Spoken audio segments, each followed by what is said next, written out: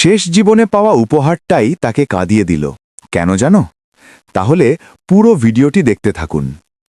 একটি গ্রামে একজন বৃদ্ধ কাঠমিস্ত্রি বাস করতেন। তিনি সারা জীবন পরিশ্রম করে অনেক ঘর বানিয়েছেন। বয়স হলে তিনি কাজ ছেড়ে বিশ্রাম নেওয়ার সিদ্ধান্ত নিলেন।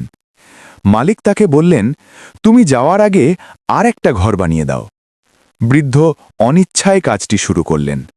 তিনি মন দিয়ে কাজ করলেন না, খারাপ কাঠ ব্যবহার করলেন, তাড়াহুড়ো করে কাজ শেষ করলেন। কাজ শেষে মালিক এসে ঘরটি দেখে চাবিটি বৃদ্ধের হাতে দিয়ে বললেন, এই ঘরটি তোমার জন্য উপহার। বৃদ্ধ অবাক হয়ে গেলেন। তিনি ভাবলেন, যদি জানতাম এই ঘর আমার জন্য, তাহলে আমি আরও ভালো করে বানাতাম। শিক্ষা: আমরা জীবনে যা করি তা আসলে নিজের জন্যই করি, তাই সব কাজ মন দিয়ে করা উচিত। এরকম শিক্ষণীয় গল্প প্রতিনিয়ত পেতে চ্যানেলটি সাবস্ক্রাইব করে ভিডিওটি শেয়ার করুন।